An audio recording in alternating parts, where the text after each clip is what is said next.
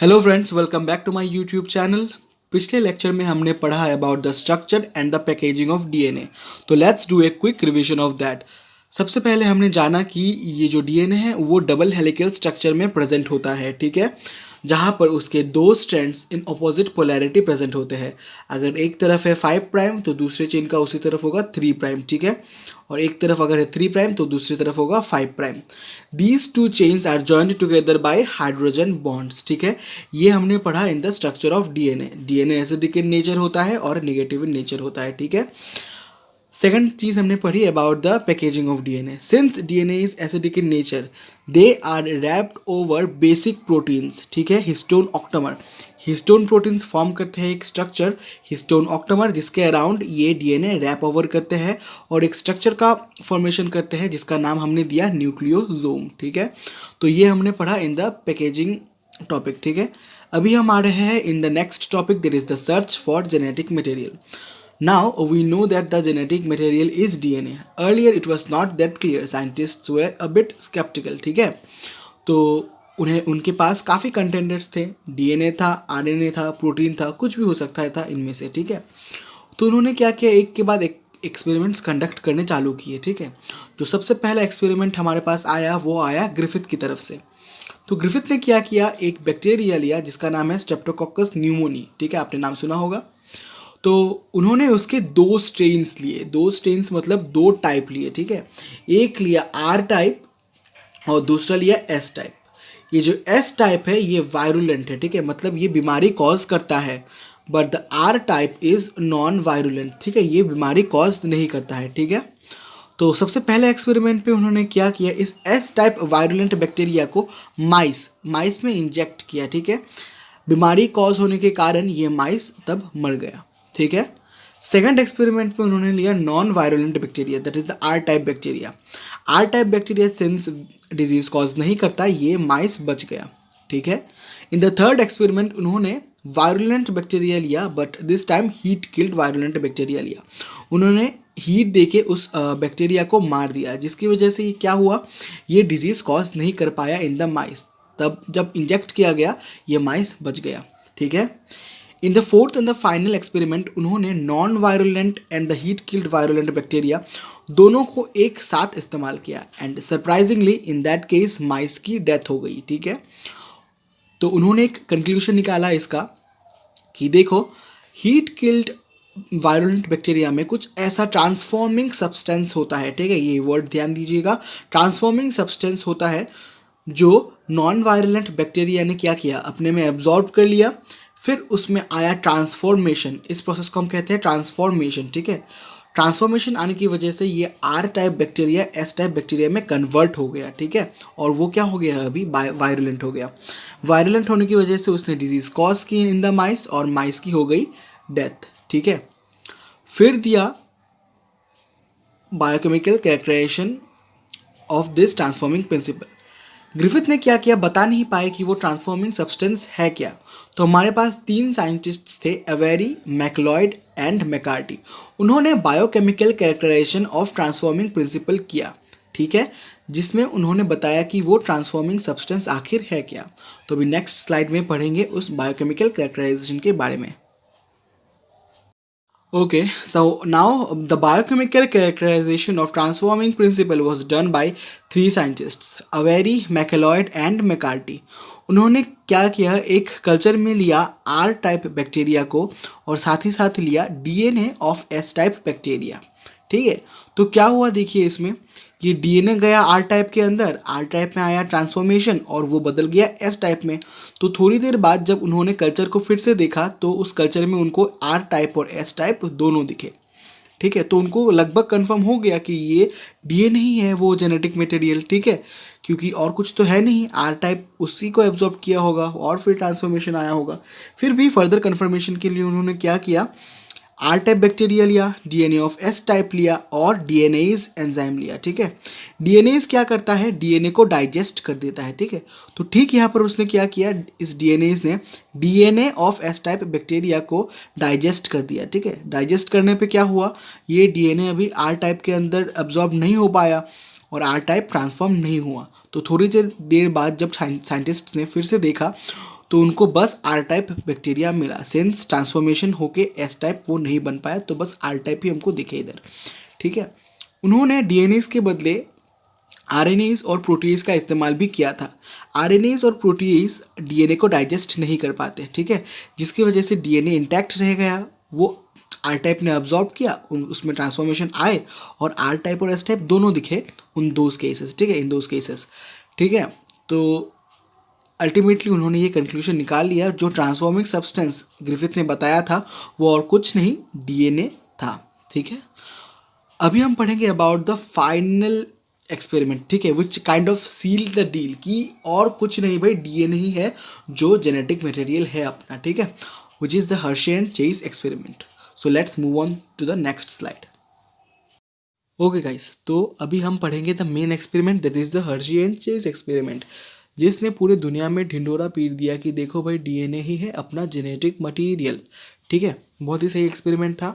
इस एक्सपेरिमेंट में जिस ऑर्गेनिज्म का हमने इस्तेमाल किया वो है द T2 बैक्टीरियोफेज। ठीक है, T2 बैक्टीरियोफेज एक वायरस है जो कि बैक्टीरियाज को इन्फेक्ट करता है। ठीक है, हमने T2 बैक्टीरियोफेज का चॉइस क्यों किया? Because of a simple thing, because of its simple structure. ठीक है, T2 बैक्टीरियोफेज में बस दो ही चीज़ें प्रेजेंट होती है, द प्रोटीन कैप्सूल एंड दूसरा द डीएनए। ठीक है, यही दो चीज़ प्रेजेंट होती है। तो सिंस बस दो ही चीज़ प्रेजेंट है, तो इन दोनों में से ही कोई एक इन्फेक्शन कराएगी बैक्टीरिया में, जो अंदर जाएगी वही इन्फेक्शन कराएगी। ठीक है, तो हमारे लिए जेनेटिक मटेरियल का खोज आसान हो जाता है। जेनेटिक मटेरियल सिंपल लैंग्वेज में है क्या? जो इन्फॉर्मेशन कैरी करती है और बाद में उस इन्फॉर्मेशन को क्या करती है? एक्सप्रेस। तो यहाँ पर प्रोटीन कोड या डीएनए में से जो भी बैक्टीरिया के अंदर जाएगा इन्फॉर्मेशन लेके और इन्फॉर्मेशन को एक्सप्रेस कर देगा, जिसकी वजह से बैक्टीरिया को क्या होगी? इन्फेक्शन। ठीक है, तो वही हो जाएगा अपना जेनेटिक मटेरियल। ठीक है, तो इसके लिए हमने एक सिंपल सा प्रोसीजर एनलिस्ट किया। सबसे पहले हमने बैक्टीरियोफेज के द्वारा बैक्टीरिया को इन्फेक्ट करा दिया। ठीक है, अभी कोई एक प्रोटीन कोड या डीएनए में से कोई भी एक अंदर गई होगी बैक्टीरिया के, ठीक है, इस इन्फेक्शन के अंदर। दूसरा प्रोसेस है ब्लेंडिंग। इस पे हमने जो बैक्टीरिया है, बैक्टीरिया के अंदर जो बैक्टीरियोफेज का पार्ट गया है और प्लस जो बैक्टीरियोफेज का पार्ट नहीं गया है, वो सब चीज़ों को हमने एक साथ ब्लेंड कर दिया। ठीक है, अच्छे से मिक्स कर दिया। अभी क्या होगा, जब हमने पूरा मिक्स कर दिया तो धीरे धीरे ये सब सेटल डाउन होने लगेंगे। ठीक है, जिसको हमने कहा है सेंट्रीफ्यूगेशन। धीरे धीरे क्या होगा, जो भारी पार्ट है वो आ जाएगा नीचे और जो हल्के है वो आ जाएगा ऊपर। ठीक है, बेसिकली सिंपल लैंग्वेज में, सिंस बैक्टीरिया पूरा एक कॉलोनी प्रेजेंट होगा बैक्टीरिया का, ठीक है, तो बैक्टीरिया उस कॉलोनी के भार की वजह से आ जाएगा नीचे। ठीक है, और जो पार्ट बैक्टीरिया के अंदर नहीं गया होगा बैक्टीरियोफेज का, वो as a supernatant, that is as a supernatant वो ऊपर तैरता रहेगा। ठीक है, तो ये हमने एक सिंपल सा प्रोसीजर एनलिस्ट किया। करेक्ट, अभी हमको नहीं पता कौन सा पार्ट अंदर जाएगा, कौन सा पार्ट बाहर रहेगा। ठीक है, तो इसके लिए हमने क्या किया, कौन सा मेथड अपनाया? रेडियो एक्टिविटी का। ठीक है, हमने सबसे पहले चेक किया कि प्रोटीन कोड है कि नहीं जेनेटिक मटेरियल। तो हमने क्या किया, प्रोटीन कोड को रेडियो एक्टिविटी दे दी। ठीक है, हमने इस पे इस्तेमाल किया, प्रोटीन कोड पे चिपकाया सल्फर 35। ठीक है, तो हमने पहले क्या किया, इन्फेक्शन कराया, फिर ब्लेंडिंग कराई, फिर सेंट्रीफ्यूगेशन हुआ। जैसे ही सेंट्रीफ्यूगेशन हुआ, हमको सुपरनेटेंट पे रेडियो एक्टिविटी डिटेक्ट हुई। ठीक है, जिसकी वजह से पता चल गया कि सुपरनेटेंट मतलब कौन सा पार्ट जो कि बैक्टीरिया के अंदर नहीं गया होगा। ठीक है, तो सुपरनेटेंट में रेडियो एक्टिविटी दिखाई दी, इसका मतलब ये है कि जो प्रोटीन कोट है वो एज ए सुपरनेटेंट प्रेजेंट है। ठीक है, मतलब सुपर प्रोटीन कैप्सूल बैक्टीरिया के अंदर नहीं गई। ठीक है, तो इससे पता चल गया कि प्रोटीन कैप्सूल तो नहीं हो सकता भाई जेनेटिक मटेरियल। तो डीएनए है कि नहीं वो कैसे पता चलेगा अभी? तो हमने क्या किया, अलग से डीएनए पे एक्सपेरिमेंट किया। अभी डीएनए को हमने क्या दे दी, radioactivity with the help of phosphorus 35। उसके बाद हमने इन्फेक्शन कराई, फिर ब्लेंडिंग कराई, फिर सेंट्रीफ्यूगेशन कराई। ठीक है, इस बार हमको supernatant that is protein capsule जो है वहाँ पर हमको रेडियो एक्टिविटी दिखाई नहीं दी। सुपरनेटेंट में हमको रेडियो एक्टिविटी नहीं दिखाई दी। इंस्टेड जो बैक्टीरिया कॉलोनी है जो नीचे आ गया था, वहाँ पर हमको रेडियो एक्टिविटी दिखाई दी। ठीक है, इसका मतलब क्या है, जो रेडियो एक्टिव डीएनए हमने यहाँ पर इस्तेमाल किया था वो बैक्टीरिया के अंदर गई है, जिससे प्रूफ हो गया कि डीएनए है द जेनेटिक मटेरियल। ठीक है, DNA is the genetic material. This was a landmark experiment to prove actually to for the search of genetic material. ठीक है, तो इजीली हमने अभी निकाल लिया कि डीएनए है जेनेटिक मटेरियल, करेक्ट। तो हमने सारे एक्सपेरिमेंट्स अच्छे से कवर कर लिए। इन द नेक्स्ट टॉपिक हम पढ़ेंगे about the RNA world and the properties of genetic material. Okay okay guys, so the next topic is the properties of genetic material. ठीक है, जेनेटिक मटेरियल होने के लिए क्या क्या क्वालिटीज़ का होना ज़रूरी है, यही हम थोड़ा सा अभी डिटेल में पढ़ेंगे इन दिस टॉपिक। ठीक है, सबसे पहली क्वालिटी है it should be able to generate its replica. ठीक है, इसको रेप्लिकेशन परफॉर्म करना आना चाहिए। ठीक है, देखिए क्यों। मैं एक ऑर्गेनिज्म हूँ, ठीक है, और मेरे में ऑफकोर्स कुछ ऑर्गन्स होंगे।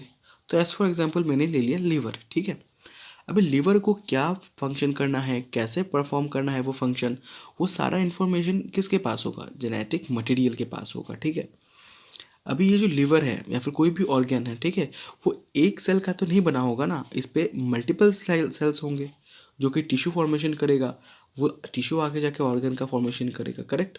तो एक सेल का तो नहीं बना होगा, तो वो जो पेरेंट सेल जिसको आगे जाके लीवर बनाना है वो क्या करेगा, डिवाइड करेगा। ठीक है, तो अब सपोज उसने अभी डिवीजन किया, अभी डिवीजन किया पर उसमें उसने क्या किया, जेनेटिक मटेरियल नहीं डाला, तो क्या फ़ायदा। सेल्स सोचेंगे मैं तो पैदा हो गया पर मेरे को काम क्या करना है बताया ही नहीं गया, तो मेरे पैदा होने का क्या फ़ायदा भाई। तो उसके लिए क्या करना पड़ेगा, ड्यूरिंग डिवीजन उस पेरेंट सेल को अपने जेनेटिक मटेरियल का भी रेप्लिकेशन कराना पड़ेगा, जो आगे जाके उन डॉटर सेल्स में जाएंगे। ठीक है, और इन्फॉर्मेशन उनके पास फिर होगा कि हमको क्या फंक्शन परफॉर्म करना है। तो इस की वजह से हमको जो जेनेटिक मटेरियल है उसको रेप्लिकेशन करना आना चाहिए, करेक्ट। और एक चीज़ भी सोचिए, जब मैं इंफॉर्मेशन अपने ऑफस्प्रिंग में ट्रांसफ़र करूँगा तो मैं अपना जेनेटिक मटेरियल थोड़ी दे दूँगा भाई उसको। तो मैं क्या करूँगा, सबसे पहले अपने जेनेटिक मटेरियल का रेप्लिका तैयार करूँगा, कॉपी तैयार करूँगा, जो मैं स्पर्म या ओवा के थ्रू अपने ऑफस्प्रिंग में ट्रांसफ़र करूँगा। ठीक है, अपना वाला थोड़ी दे दूँगा, फिर मैं कैसे बचूँगा भाई। तो ऐसे ही जेनेटिक मटेरियल को रेप्लिका अपना तैयार करना आना चाहिए। ठीक है, तो दूसरी चीज़ है it should chemically and structurally be stable. ठीक है, अभी देखो एक बहुत ही महत्वपूर्ण काम दिया गया है जेनेटिक मटेरियल को कि भाई देख तू अच्छे से इस इंफॉर्मेशन को कैरी करके ले जाना from one generation to the other. अगर खुद वो जो मैसेंजर है वो अगर सख्त एकदम स्ट्रांग और स्टेबल नहीं हुआ तो इतना महत्वपूर्ण दायित्व वो कैसे निभाएगा। ठीक है, तो उस चीज़ के लिए उसको स्टेबल होना बहुत ज़रूरी है। ठीक है, तो second point tick marked. Third point है it should provide the scope for slow changes that are required for evolution. ठीक है, देखो अभी मैंने जैसे बताया, ठीक है, डीएनए या फिर आरएनए जो भी जेनेटिक मटेरियल है उसको स्टेबल होना पड़ेगा, बहुत ज़्यादा स्टेबल होना पड़ेगा। ठीक है, पर उसको प्रगति में भी बाधा नहीं डालनी है। ठीक है, मैं एकदम ऐसा एकदम सख्त बन गया कि देखो मैं एकदम सख्त हूँ, एकदम क्या बोलूँ मैं, जैसे मैं बहुत स्ट्रांग हूँ, ठीक है, ये हूँ वो हूँ, ठीक है, मैं एकदम पहाड़ हूँ। ठीक है, पर वो पहाड़ एकदम प्रगति के आगे भी नहीं आना चाहिए ना भाई। ठीक है, तो मैं ऐसा हूँ कि देखो मैं पहाड़ तो हूँ पर तुम मेरे में अंदर में से एक टनल भी बना सकते हो ताकि प्रगति में बाधा ना आए। ठीक है, तो ऐसे ही जो जेनेटिक मटेरियल है उसको स्टेबल तो होना पड़ेगा पर उसको उतनी फ्लेक्सिबिलिटी देनी पड़ेगी कि स्लो चेंजेस स्लो वेरिएशंस का स्कोप उसको देना पड़ेगा। ठीक है, ताकि इवोल्यूशन में बाधा ना आए। ठीक है, पर ये जो चेंज है वो उतना भी मतलब वो ज़्यादा फ्लेक्सिबल ना हो जाए उसका भी ध्यान रखना पड़ेगा कि एकदम छोटे छोटे फैक्टर से ही वो उसमें ड्रास्टिक चेंजेस आने लगे, ऐसा भी नहीं होना चाहिए। ठीक है, उसको स्टेबल होना पड़ेगा पर स्लो चेंजेस की फ्लेक्सिबिलिटी भी देनी पड़ेगी उसको। ठीक है, फोर्थ पॉइंट है it should be able to express itself in the form of Mendelian characters. Mendelian characters जैसे कि हाइट, फ्लावर कलर, कुछ भी हो सकता है। ठीक है, कोई भी कैरेक्टर पकड़ लो। ठीक है, सपोज कैरेक्टर्स जैसे हाइट, ठीक है, मैंने इन्फॉर्मेशन दे दी अपने ऑफस्प्रिंग को कि भाई देख तेरे को टॉल बनना है। ठीक है, ऑफस्प्रिंग के पास इन्फॉर्मेशन चला गया। ठीक है, अभी अगर जेनेटिक मटेरियल ने इस इन्फॉर्मेशन को दिया ही नहीं अपने ऑफस्प्रिंग को तो फिर इन्फॉर्मेशन मैंने भेजने का फ़ायदा ही क्या हुआ। मैंने भेज दिया, ठीक है, मैंने चिट्ठी कबूतर को भेज दिया कि भाई देख तू पड़ोस वाले घर पे जा और उसको दे के आ चिट्ठी। ठीक है, तो वो पड़ोस वाले के घर पे तो चला गया पर चिट्ठी उसको दिया ही नहीं, तो फिर मेरी चिट्ठी इतना लिखने का कबूतर को भेजने का फ़ायदा ही क्या हुआ, करेक्ट। तो ऐसे ही जेनेटिक मटेरियल को भी क्या करना पड़ेगा, ट्रांसफ़र करेगा इन्फॉर्मेशन और फिर उस इन्फॉर्मेशन को एक्सप्रेस भी करना पड़ेगा। ठीक है, सपोज मैंने दे दिया टॉलनेस का इन्फॉर्मेशन, ठीक है, ऑफस्प्रिंग को टॉल होना पड़ेगा। ठीक है, तो टॉल होने का इन्फॉर्मेशन दे दिया, फिर आगे जाके वो क्या करेगा, उसको ऐसे जो जेनेटिक मटेरियल है उसको आगे से कुछ केमिकल्स सिक्रीट करने पड़ेंगे, ठीक है। ये प्रोसेस हम आगे पढ़ेंगे, ट्रांसक्रिप्शन ट्रांसलेशन आगे हम आगे पढ़ेंगे, ठीक है। तो जो जेनेटिक मटेरियल है उसको क्या करना पड़ेगा, उस इन्फॉर्मेशन को ट्रांसलेट करना पड़ेगा इनटू सम केमिकल्स जो कि अपने ऑफस्प्रिंग को फिर टॉल बना सके, ठीक है। तो उस इन्फॉर्मेशन को उसको क्या करना पड़ेगा, उस पर अमल भी करना पड़ेगा, करेक्ट। तो it should be able to express itself in the form of Mendelian characters, correct. तो ये सारे 4 पॉइंट्स होने चाहिए इन ए जेनेटिक मटेरियल। अभी हमारे पास 2 अवेलेबल है, डीएनए और आरएनए। तो कौन ज़्यादा अच्छा होगा, तो ऑफकोर्स जिसके पास ज़्यादा स्टेबिलिटी होगी। देखो आरएनए में क्या है, वो जो राइबोज शुगर है उसके 3 प्राइम एंड पे एक एक्स्ट्रा OH ग्रुप होता है। इस OH ग्रुप के कारण जो आरएनए है वो ज़्यादा रिएक्टिव हो जाता है, और ज़्यादा रिएक्टिव होने की वजह से वो कम स्टेबल होता है, ठीक है। एक पॉइंट ये रहा। डीएनए के पास डबल स्टैंडर्ड स्ट्रक्चर है, ठीक है, तो वो उसको एडिशनल स्टेबिलिटी भी देती है, ठीक है। और एक थाइमिन ग्रुप भी होता है डीएनए में, ठीक है। यूरेसिल के बदले क्या होता है, थाइमिन, और थाइमिन ज़्यादा स्टेबल होता है, ठीक है। तो इन सब चीज़ों की वजह से डीएनए ज़्यादा स्टेबल होता है एज़ कम्पेयर टू आरएनए। तो DNA is a better genetic material, ठीक है। अभी हमने प्रॉपर्टीज ऑफ जेनेटिक मटेरियल पढ़ ली अच्छे से। अभी हम आगे मूव करेंगे into RNA world. RNA world, that is RNA की दुनिया। हमने देखो डीएनए को एकदम सर पे चढ़ा डाला, डीएनए का बोलबाला कर डाला, पर इस आरएनए को भूल गए। आरएनए के पास भी तो आखिर सारी प्रॉपर्टीज है डीएनए वाले। प्रॉपर्टीज ऑफ जेनेटिक मटेरियल में जो चारों पॉइंट्स हमने पढ़ी थी, आरएनए में के केस में भी तो एप्लीकेबल है। तो आरएनए को कैसे भूल गए, आरएनए को लग गया बुरा। तो इसलिए आरएनए को हमने अलग एक टॉपिक ही दे डाली, आरएनए वर्ल्ड। यहाँ पर हम बात करेंगे आरएनए के क्रेडिबिलिटीज़ के बारे में। देखो हमने जो चारों पॉइंट्स पढ़े थे प्रॉपर्टीज के अंदर, ये सारे पॉइंट्स आरएनए के अंदर मौजूद है। तो RNA can act as a genetic material. In fact आज भी बहुत सारे वायरसेस में RNA acts as a genetic material, ठीक है। And in fact RNA was the first genetic material. DNA नहीं था, आरएनए था, सबसे पहला जेनेटिक मटेरियल था आरएनए। तो फर्स्ट क्रेडिट हो गया आरएनए का ये। दूसरा प्रोसेस देखो, दूसरा पॉइंट है essential life processes evolved around RNA. अभी तुम मेरे को भूल गए हो, ठीक है, पर जब शुरुआती दौर में जब तुमको सारे प्रोसेसेस इवॉल्व कराने थे तो मेरी इर्द गिर्द ही तुमने सारे प्रोसेसेस शुरू किए, ठीक है। अभी तुम मेरे को भूल गए हो। तो आरएनए के पास ये क्रेडिट भी है कि essential life processes evolved around RNA, जैसे कि मेटाबॉलिज्म, रेस्पिरेशन, ये सारे। थर्ड पॉइंट है RNA acts as a catalyst. RNA का जो राइबोज शुगर है इसके 3 प्राइम पोजीशन पे हमको दिखता है OH ग्रुप, जिसकी वजह से ये ज़्यादा रिएक्टिव होती है। इसलिए ये एज एन एंजाइम एक्ट कर सकती है, एज ए कैटलिस्ट एक्ट कर सकती है। In fact it कैटलाइजेस many biochemical reactions, और इसी हाई रिएक्टिविटी की वजह से ये लेस स्टेबल होता है। फोर्थ पॉइंट है DNA has evolved around RNA. सबसे बड़ा क्रेडिट तो यही है, आखिर बाप बाप होता है। DNA has evolved around RNA. DNA कितना भी ढिंडोरा पीट ले अपना, पर भूल नहीं सकता कि मैं पैदा कहाँ से हुआ, आरएनए से, ठीक है। तो ये 4 है आरएनए के क्रेडिबिलिटीज, ठीक है। तो यही है, अच्छे से हमने पढ़ लिया अबाउट द आरएनए वर्ल्ड।